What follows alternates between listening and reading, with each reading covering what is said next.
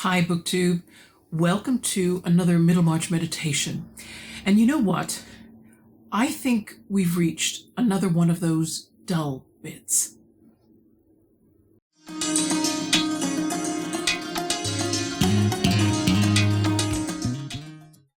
The first thing I do whenever I'm preparing a Middlemarch meditation is I just read through very slowly the 3 or 4 pages that I think I'd like to cover. And normally I can spot several things right away that I need to look into in more depth, or I need to comment on because the vocabulary is a little bit archaic. In this case, as I read through the 4 pages, I could see a couple of things that I could mention something briefly, but really the narration was very straightforward. And I think you could sum up the pages that we're going to cover today by simply saying, look, Mr. Lidgett could not make up his mind whether he should vote for Mr. Fairbrother or for Mr. Tyke as hospital chaplain. And so what he did was he just held on as long as he could and pretended that he'd never be asked to make that choice at all. And knowing, on top of what I understand about the chapter, knowing that today was going to be a record high here in my part of the UK. In fact, I have a little thermometer and humidity device. I don't know if it's going to show up well on the screen, but if you can see, it says it is now 27 degrees centigrade and 54% humidity in this room. And it's going to get hotter because it's just coming up to 2 p.m. So we haven't got the worst of the heat building up yet, according to my local forecast. So I thought, okay, you guys, who tune in to Middlemarch Meditations every month, faithfully listen to them all the way through. You listen to me digging down rabbit holes, and I introduce you to people who stopped being famous centuries ago. And I speculate on what Eliot's characters may or may not do eventually, when we're going to find out anyway. Well, maybe you deserve a break on this very hot day. And maybe what we should do, because if you're living in the Northern Hemisphere, you might be experiencing a heat wave right now too. I know parts of continental Europe are having much hotter temperatures than we are here in the UK. We've just got a little taster of it. I thought, wow, if this is a taster, then it makes filming a really interesting experience with all the lighting that you need to have on.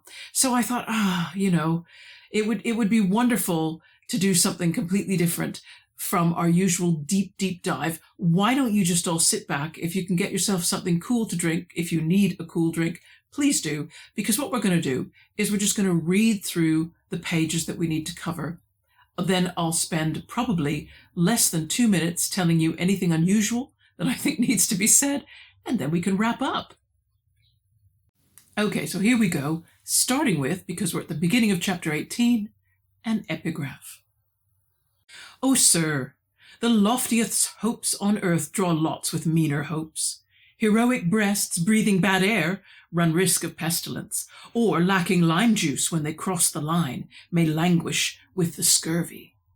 I'm hoping that's straightforward to everyone. It's basically saying that whether you have high hopes or very low hopes, the truth is time and chance happen to us all. And so it says, O sir, the loftiest hopes on earth draw lots, which is like drawing straws. Anybody who's biblically familiar will know drawing lots. It comes from the Old Testament, but it's like drawing straws or throwing a dice to see whose chance is good and whose chance is bad. And then it talks about, heroic breasts breathing bad air run risk of pestilence. In other words, even the most heroic, brave person could be in the wrong place at the wrong time and come down with something fatal. Or it says lacking lime juice when they cross the line. Now, this is a reference to sailing voyages as they used to be for colonizing Europeans. Of course, they would go abroad in great sailing ships all over the world and not realizing that their diet would be inadequate at sea. And in particular, it would lack vitamin C. And so many sailors suffered scurvy. And the English solved this by bringing aboard limes or lime juice, and this helped to offset that. So lacking lime juice when they cross the line, I'm presuming the line means the equator, and it says may languish with the scurvy. So I think to sum up, it simply says whether you have high hopes or you don't hope for very much at all. At the end of the day, time and chance could mean that you, with your not-so-great hopes, and someone else with much higher hopes, could end up in the same position, because that can sometimes be how life goes. And now we'll get right on into the chapter. Some weeks passed after this conversation before the question of the chaplaincy gathered any practical import for Lidgett, and without telling himself the reason, he deferred the predetermination on which side he should give his vote. It would really have been a matter of total indifference to him. That is to say, he would have taken the more convenient side and given his vote for the appointment of Tyke without any hesitation, if he had not cared personally for Mr. Fairbrother. But his liking for the vicar of St. Botolph's grew with growing acquaintanceship, that entering into Lidgett's position as a newcomer who had his own professional objects to secure, Mr. Fairbrother should have taken pains rather to warn off than to obtain his interest, showed an unusual delicacy and generosity which Lidgett's nature was keenly alive to. It went along with other points of conduct in Mr. Fairbrother which were exceptionally fine and made his character resemble those southern landscapes which seem divided between natural grandeur and social slovenliness. Very few men could have been as filial and chivalrous as he was to the mother, aunt, and sister whose dependence on him had in many ways shaped his life rather uneasily for himself. Few men who feel the pressure of small needs are so nobly resolute not to dress up their inevitably self-interested desires in a pretext of better motives. In these matters, he was conscious that his life would bear the closest scrutiny, and perhaps the consciousness encouraged a little defiance toward the critical strictness of persons whose celestial intimacies seemed not to improve their domestic manners, and whose lofty aims were not needed to account for their actions. So in short, this paragraph that we've just read is Dr. Lidgett reviewing the positive things about Mr. Fairbrother. And we do need to notice that because he's going to do a contrasting inventory, if you like. But right now, he's just so impressed with Mr. Fairbrother's ability to be so generous, so selfless without making an effort to. It seems to come naturally to him. And he contrasts that, of course, with people whose life maybe wouldn't bear such close scrutiny. He talks about celestial strictness of persons, people who are a little bit more rigid in how they think they should behave, whose celestial intimacies seemed not to improve their domestic manners. In other words, although they would say they were so close, they had all the right doctrine and all these right practices, and maybe they did things differently than Mr. Fairbrother, it didn't seem to make them kinder, or Lidgett didn't warm to them as people. We read on. Then his preaching was ingenious and pithy, like the preaching of the English Church in its robust age, and his sermons were delivered without book. People outside his parish went to hear him, and since to fill the church was always the most difficult part of a clergyman's function, here was another ground for a careless sense of superiority. Besides, he was a likable man, sweet-tempered, ready-witted, frank, without grins of suppressed bitterness or other conversational flavors which make half of us an affliction to our friends. Lidgett liked him heartily, and wished for his friendship. When it speaks of the preaching of the English Church in its robust age, I am going to speculate, because that was a difficult thing to research, that he's talking perhaps about the 17th century. Why? Because everything in this book points back to the 17th century, and a number of volumes of very well-written sermons came out and were published during that time and continue to be popular reading even in the 19th century. We go on. With this feeling uppermost, he continued to waive the question of the chaplaincy and to persuade himself that it was not only no proper business of his, but likely enough never to vex him with a demand for his vote. Lidgett, at Mr. Bulstrode's request, was laying down plans for the internal arrangements of the new hospital, and the two were often in consultation. The banker was always presupposing that he could count in general on Lidgett as a coadjutor, but made no special recurrence to the coming decision between Tyke and Fairbrother. When the general board of the infirmary had met, however, and Lidgett had notice that the question of the chaplaincy was thrown on a council of the directors and medical men to meet on the following Friday, he had a vexed sense that he must make up his mind on this trivial Middlemarch business. He could not help hearing within him the distinct declaration that Bulstrode was Prime Minister, and that the Tyke affair was a question of office or no office, and he could not help an equally pronounced dislike to giving up the prospect of office. Small comment here. When he compares Mr. Bulstrode to a prime minister, he's referring to situations in English politics. In English politics, the prime minister and his party rule. They form a government as a whole. Now, if there's something that the prime minister wants to present to Parliament to be voted on, obviously he knows that he's already got the opposition who will most likely vote against it on principle, if nothing else. Just because they are the other party. But he also is conscious that not all members of his own party will necessarily vote in favour. And so there is a system of putting pressure on members of Parliament who are in government. And it uses, there's a person whose job it is just to do this persuading, and he's called the Chief Whip, and he has his own office. And I know it's a horrible word, but it means exactly what it sounds like it means. He will call in MPs whom he or she suspects will vote against their own party, and will present them. Sometimes it's difficult to know because all these things go on unofficially behind closed doors. It's difficult to know exactly what they're told to persuade them to vote. But in Lidgett's mind, Bulstrode, given what he knows about him, from Bulstrode himself, as well as from Fairbrother, he knows that maybe all the favour that Bulstrode is giving him, all the lovely things that he's being allowed to do in helping to plan the hospital, maybe that will just go if Lidgett does not vote the right way. And so that is the reason he talks about Mr. Bulstrode as a prime minister, and this business of the Tyke affair being about office or no office. In other words, will Lidgett have the position he has right now in Middlemarch, or will he lose it if he votes against Bulstrode? He hates the fact that this is a political situation. We read on. For his observation was constantly confirming Mr. Fairbrother's assurance that the banker would not overlook opposition.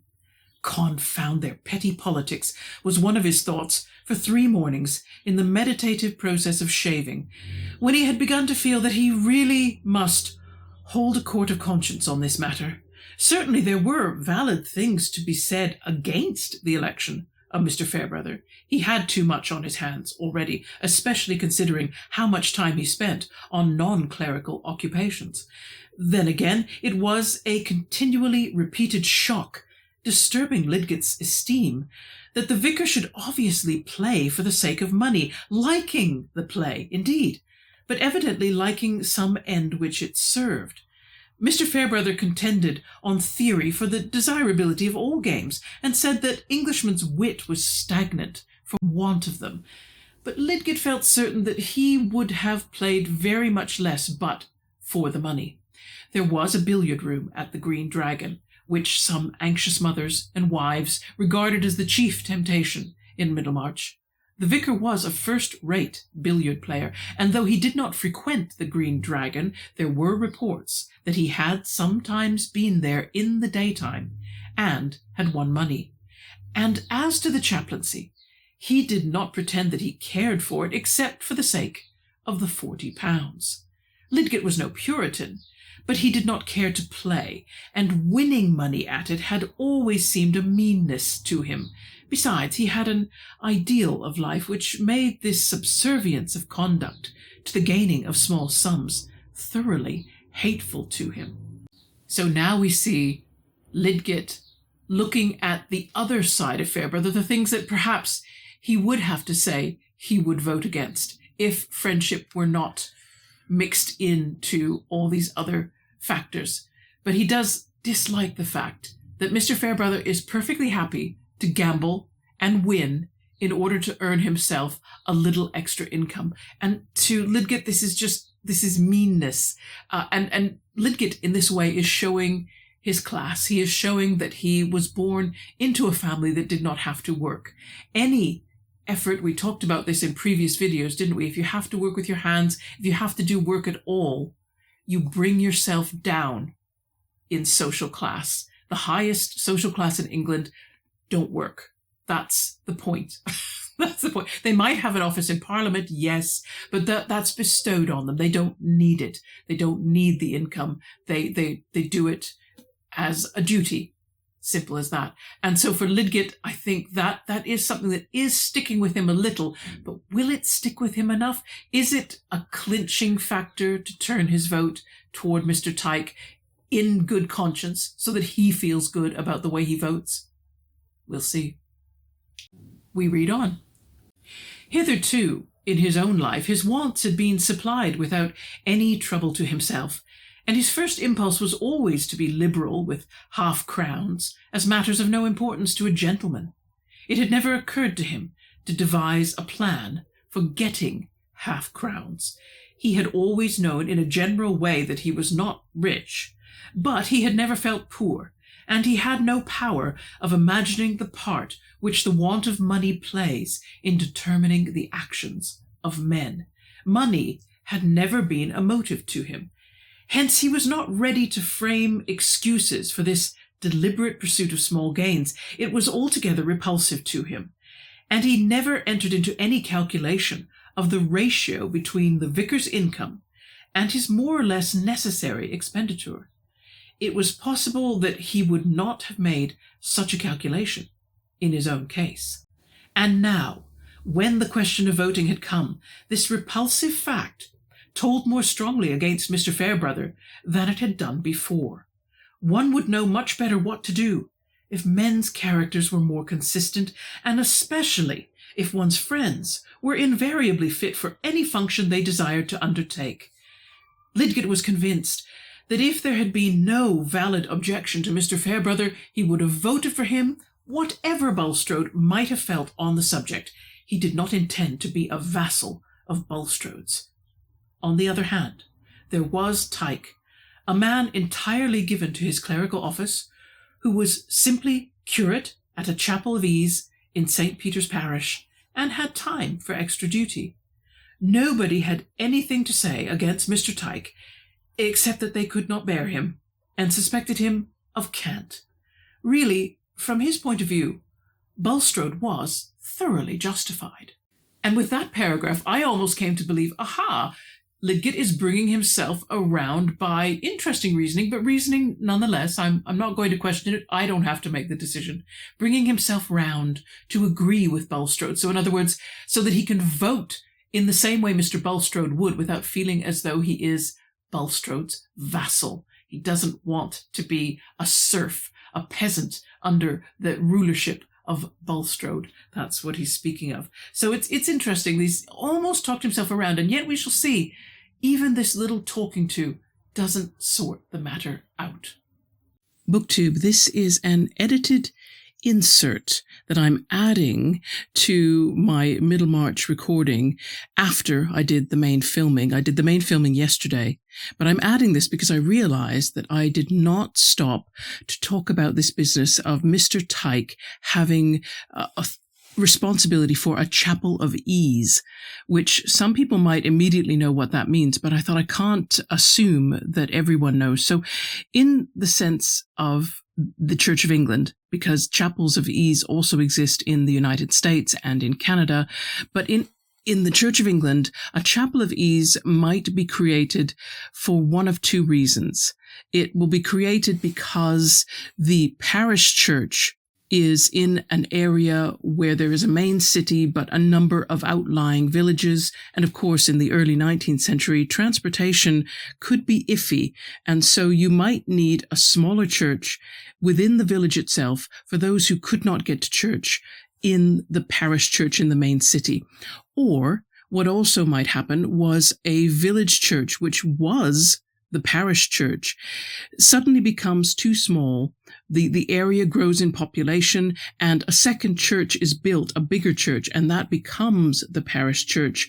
And then the smaller church remains as a chapel of ease. But the third reason is that chapels of ease are sometimes associated with large manor houses because they provide a convenient place of worship for the family of the manor and for the domestic and rural staff in the house and the estate. And there are many of those chapels in England. And I think what is interesting is that Mr. Tyke has this responsibility, which means he will be much less busy than Mr. Fairbrother. Mr. Fairbrother has the parish church of St. Botolph's, and also he seems to get people visiting from other parishes. The chapter has stated that, and he has a lot of things that he does outside his clerical work, as we know, mostly gambling to earn himself some extra income. He's a very busy guy, whereas Mr. Tyke has a parish that's not so well visited. It's really there because the parish church itself is sometimes not easy for some people to get to. But whichever way Lidgett began to incline, there was something to make him wince, and being a proud man, he was a little exasperated at being obliged to wince. He did not like frustrating his own best purposes by getting on bad terms with Bulstrode. He did not like voting against Fairbrother and helping to deprive him of function and salary. And the question occurred whether the additional £40 might not leave the vicar free from that ignoble care about winning at cards. Moreover, Lidgett did not like the consciousness that in voting for Tyke he should be voting on the side obviously convenient for himself. But would the end really be his own convenience? Other people would say so, and would allege that he was currying favour with Bulstrode for the sake of making himself important and getting on in the world. What then? He, for his own part, knew that if his personal prospects simply had been concerned, he would not have cared a rotten nut for the banker's friendship or enmity. What he really cared for was a medium for his work, a vehicle for his ideas, and after all, was he not bound to prefer the object of getting a good hospital, where he could demonstrate the specific distinctions of fever and test therapeutic results, before anything else connected with this chaplaincy? For the first time, Lidgett was feeling the hampering, thread-like pressure of small social conditions and their frustrating complexity. At the end of his inward debate, when he set out for the hospital, his hope was really in the chance that discussion might somehow give a new aspect to the question and make the scale dip so as to exclude the necessity for voting. I think he trusted a little also to the energy which is begotten by circumstances, some feeling rushing warmly and making resolve easy, while debate in cold blood had only made it more difficult. However it was, he did not distinctly say to himself on which side he would vote, and all the while he was inwardly resenting the subjection which had been forced upon him. It would have seemed beforehand like a ridiculous piece of bad logic that he, with his unmixed resolutions of independence and his select purpose, would find himself at the very outset in the grasp of petty alternatives, each of which was repugnant to him. In his students' chambers, he had prearranged his social action quite differently. And that is the end of the reading section. We're now down at the bottom of page 180. We're 4 pages in to chapter 18, and everything seems quite straightforward. Lidgett has tried, he has really tried to make up his mind which way to vote. And in the end, he's just got exasperated, and he's hoping right now, knowing as he does that he's got to go to this council meeting, somehow he's hoping that something will happen to make the decision easier than it has been up till now, or somehow the decision just won't have to happen. I don't know where he gets... I can't follow his logic on that, but then I don't think he's trying to be logical. I think he's trying to be hopeful. I think he's a more emotive man than he gives himself credit for. At any rate, we shall leave it at that, everyone. Thanks for tuning in. Hopefully things will get a bit more interesting when the voting starts. I think they will. I think we'll have much more to discuss when all the gentlemen of the council get together. But that will be in the 3rd week of July. So hang on till then, everybody. In the meantime, good reading, whatever you are reading, and stay cool if it's hot outside. Take care. Bye-bye.